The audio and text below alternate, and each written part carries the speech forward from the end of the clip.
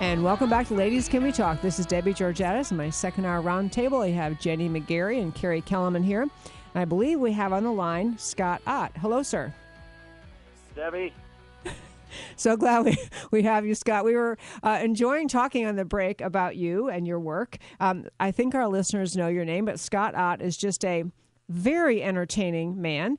He's an author, a writer. He has a YouTube channel, and he was for a long time on PJTV with Bill Whittle and Stephen Green. And honestly, my husband, I will just tell you, regularly used to email me from my desk, "You got to go listen to this one." He would send me a link because we just loved how you three dissected issues. And so he's satirist, humorist. So welcome to the show, sir. Well, and now he can go to BillWhittle.com and see the same three guys. Stephen Green, Bill Whittle, and I are doing a show very similar to the old one from PJTV. This one's called Right Angle, and a lot of folks can see it for free and then become members if they want to at BillWhittle.com.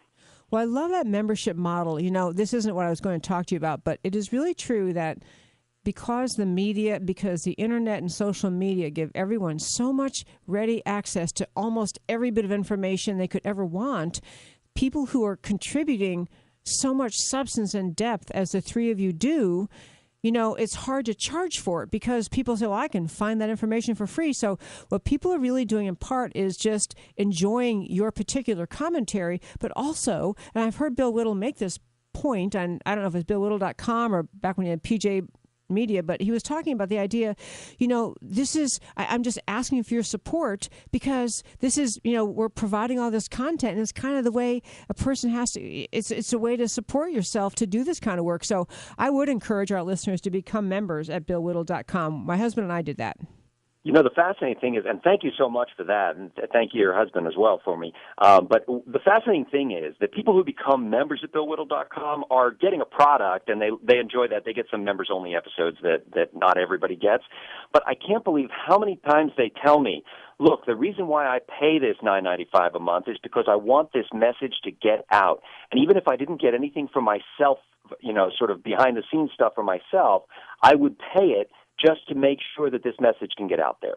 Yep, absolutely. Amen to that. Okay, so the first issue, I emailed Scott out earlier and said a bunch of issues. So the first I want to hit, and I said this, referred to this in this way in my email to you, was the Democrat sit-in, or someone was calling it the pout-in in Washington, but they sat on the floor of the House complaining about wanting to have gun control. And so, and they were not going to allow any of the votes until they get a vote on the Democrats' gun control bill. And this was in response to Orlando. So many ways to go. But the first thing I just want to ask you, what is your impression? Do you think that the Democrats made political headway? Did they get anything out of this? Well, I think what they did was establish that the party of cutting-edge ideas from the 1930s is also the party of cutting-edge tactics from the 1960s. And, you know, all I could think of is when those Democratic representatives were dropping down to the floor to sit there, that there was a bunch of creaking and cracking noises that probably startled the people in the gallery. And then some of those first alert bracelets started going off, and, you know, somebody came on and said, yeah, that's right. We'll be right there, Mrs. Fletcher, or Representative Pelosi. So, is this what they meant by floor vote? I think so. Yeah, yes. And I'm thinking that it went on as long as it did simply because they couldn't get up. Yes. I think I saw Pocahontas sitting Indian style. Yeah. Oh, my gosh. I can't even do that anymore. Yeah, that was painful. Okay. Well, yeah, I speak from personal experience, unfortunately. Okay, so on a serious note about this for a second, you know, I do a Fox News Radio like political analysis, and I did it this past week on the subject of, you know, this kind of question, but essentially, you know, did the Republicans react well to this? Did they handle it well? And I thought they were just completely horrible, because it seemed to me Orlando was a fabulous opportunity for the Republicans to talk about. We had Orlando happen because of political correctness, invading national security practice, invading national security training. The FBI had this guy, the shooter in the Orlando thing, and let him go. And they have actually expressed concern that the people who had turned him into the FBI might be just they might be Islamophobic or something. Yeah. And just the whole thing, the GOP should have said, these goofballs are talking about gun control. We're talking about protecting America. But did you have a reaction to how Paul Ryan and others handled this? Well, I mean, I was glad Paul Ryan did what he did as far as adjourning the House. I think that was the right thing to do and just put an end to the show. But I do think that the Republicans frequently miss opportunities to make the case for liberty.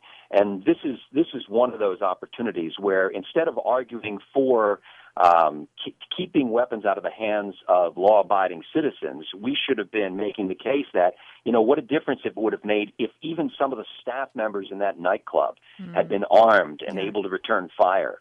And maybe the slaughter wouldn't have gone on as long if someone could have defended themselves instead of, having Democrats make the case for years and years that you have no right to protect yourself and you just have to wait. Only the government has the right to be armed. And, the old saw that when seconds count, the police are only minutes away. Yes. We saw that. I mean, our first responders do a fantastic job, but they can't get there before it happens, and they can't get there, at the moment it happens. So the first responder in the view of the framers and the founders of this country was the citizen.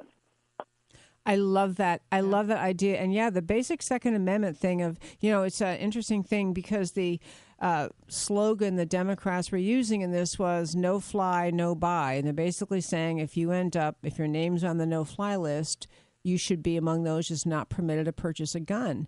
And on a very serious note, my lawyer background kicks in here, but the idea of actually affording every single person due process, they're essentially saying that they would support preemptively taking away a constitutional right with no hearing, no determination of your. In any goofball. Many people have authority within the government to put people onto a no-fly list, and no judge has looked at it. No adjudications occurred. This is a real. I mean, you talk about a liberty issue, Scott Ott. This is a liberty issue to me. Absolutely. I mean, already they're attempting to strike down sort of 20% of the Bill of Rights. They're going right for the Fifth Amendment and for the Second Amendment at the same time and basically saying that if the government suspects you, well, that's good enough. Whatever happened to equal justice under law, whatever happened to innocent until proven guilty, we're now going to become a country where we say if the government, these people who we don't know, who are unaccountable bureaucrats in essence, I'm not saying they're bad people, but at what point does their hunch become something that justifies stripping you of constitutional rights?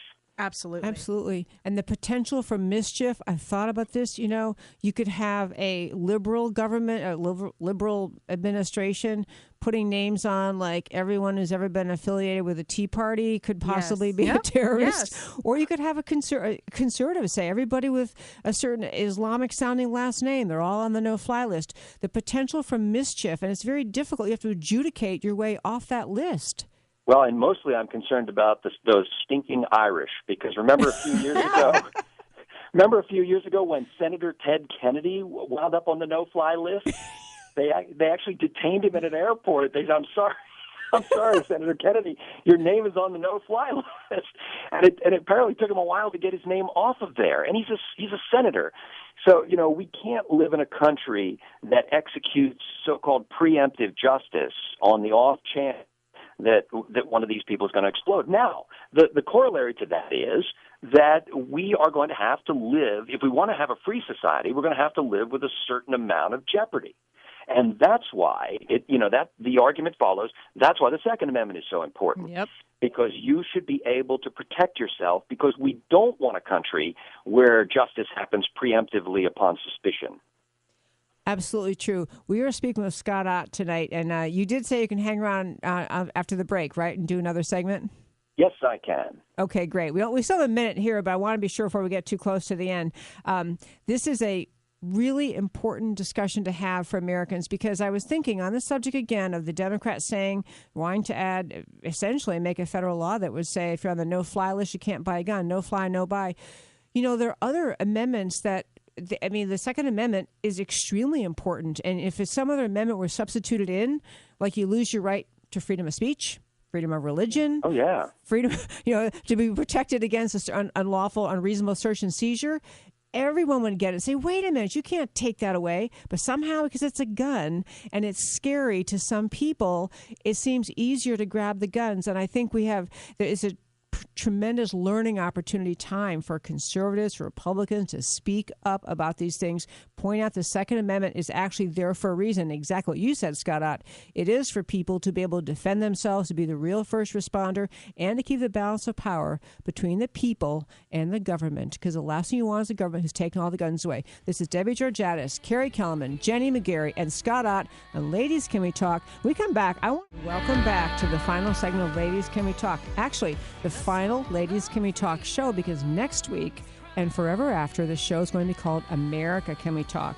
And before we get back with Scott Ott, our completely wonderful guest, I want to take a moment to thank our sponsor. This show, Ladies Can We Talk, soon to be America Can We Talk, is sponsored by GC Works. They're a Dallas-based company. They perform research in advanced technology and deliver innovative approaches to the oil and gas industry. Couldn't do the show without their support. Thank you very much. Okay, we're back to Scott Ott, Carrie Kellerman, Jenny McGarry. So we were talking in the break because there's about 17 subjects in only 11 minutes. It's weird how this works. So we want to turn to the Supreme Court gave President Obama a little slap on the hand with this executive amnesty decision. And Carrie was going to say something about that. Yeah, Scott, I wanted your take on that. Thursday was a really good day. I open up my laptop, I go to Drudge, and there it is in bright red that the Supreme Court has slapped Obama down on his executive amnesty overreach. Can you give me some comments on that?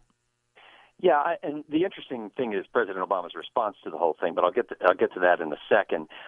Basically, the Supreme Court split on the question because they are an 8-person court right now, and we're really feeling the loss of Justice Scalia with every decision. But basically, they said, no, you can't just do something on your own initiative that the Constitution says has to happen through the legislative process, and you can't just basically treat a bunch of people who came here illegally as if they didn't, and grant them legal status and grant them, sort of working documents and all that kind of stuff. So when the court said that and basically let stand the lower court ruling, President Obama said essentially, I'm not going to deport people who should be deported. We're just going to make it a low priority to deport those people. So he can't grant them the kind of status he wanted to, but he basically said you can stay as long as you want. Now, even if you're relatively, I don't know what. I'm a big liberty guy, and frankly, I hate the whole immigration process. I think it's a mindless bureaucracy in many cases, and it does more to punish decent people who want to come here legitimately than it really does to restrict people who are trying to sneak into our country and mean ill to us. Mm-hmm. But even if you feel that way, you say, look, if they came in illegally, their status is illegal, and you can't just wave your pen and say that it isn't. So, but the president has essentially, raised one of his fingers to the court and said, I'm going to do what I please. Basically, I'm not going to enforce the law. Exactly. This is an example of tyranny when the rule of law no longer applies. When he's saying, yes, I didn't get my way and I can't have my order, but I'm just not going to follow what the law, which is the law that Congress passed. He's just not going to do it. It's a form of tyranny, in my view. Yeah, and I think people don't understand this sometimes. People who listen to your show certainly do. Yeah. But the vast majority of Americans think in terms of, hey, what's the right thing to do now? What do we think should be done now? And they don't revert to those first principles. They don't revert to that framework of governance, which the Constitution was meant to be, to carry us through the questions and the tides of public opinion that will change over time. And so if you're that kind of person, the first question should be, anytime you see any question, any issue, you should say, should government have anything at all to do with this? If government does have something to do with this, at what level should government have to do with it? Is it a local decision, a school board decision, a township, county, state, federal government? And then the question should be, what branch of government should take the initiative in dealing with this? And so you really need to move through that template of understanding how our country was built in order for it to function properly. But this is why, people don't change the oil in their cars, and they don't do scheduled maintenance, and they, we don't want to use things the way they were designed, and they break down. Exactly. And in the sense of Obama, the president was supposed to implement the laws given to him by Congress, not legislate them, and then choose which ones he wants to implement. But I think Scott's point is great, is that people listen to these things and their analysis just says, gee, what do I think the right thing is? What if I could decide and this is, Scott, I think you've heard me say this before, but my show is entirely about the idea of trying to preserve the precious, unique, exceptional nature of America. And among the things you have to preserve is what we're talking about, the rule of law, the idea that you don't have random people governing and able to become tyrants, able to become above the law, because you lose that structure and stability that can only come when the rule of law actually exists and is applied. And the good news to folks who may think differently than I do on a particular issue is there is a constitutional process to get what you want. But it involves having to bring a lot of people together to make that happen. So what happens is when you use something like executive overreach, basically what you're saying is, I don't want to take the time to build the public support to elect the right kind of legislators who or to persuade the legislators to support what I believe in. I want to make it possible for a small elite group of powerful people to change the course of American history by their own fiat, instead of saying, let's come together as a republic and decide this as a constitutional republic. Amen, brother. So, Jen, we're going to change the subject to Loretta Lynch. She's one of our favorite people. And just wanted to get your thoughts on the country singer. Is that Loretta Lynch? Yeah. Well, she does. She did do a little bit of singing around at those Sunday morning shows where she explained how she was leaving out certain parts of transcripts that we just didn't need to know. So, what were your thoughts on that? Well, as usual, I mean, and I'm just glad to be protected from those bits of knowledge that might be overwhelming for me because, I can only take so much knowledge. I think that those words are hard. Islamic terrorist, ISIS. Yes. That's scary. That's very scary to me. So I think that once again, we have a small group of people in positions of power who do not have to answer immediately to voters who have decided what's right for us. And they will parse out the information as they judge appropriate. And there's no way we can question them on this. Just like those courts or those committees or individuals who put you on those no-fly lists or terrorist watch lists, there's nobody to go to and say, hey, I think this is wrong, because they say, well, how was this decision made? Well, we decided it in your best interest.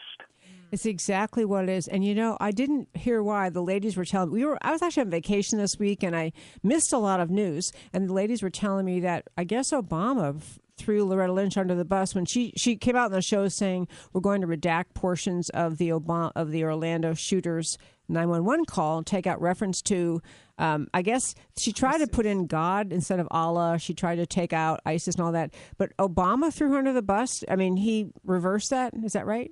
He said it was the DOJ's decision to do this, and it had nothing to do with him. Basically. Oh, I see. So, anyway, they got pressure. He basically it wasn't her himself. idea to go around to the Sunday morning shows and say that. It wasn't his idea at all. He's hiding behind a girl. Yes. When he behind her skirts, as it were.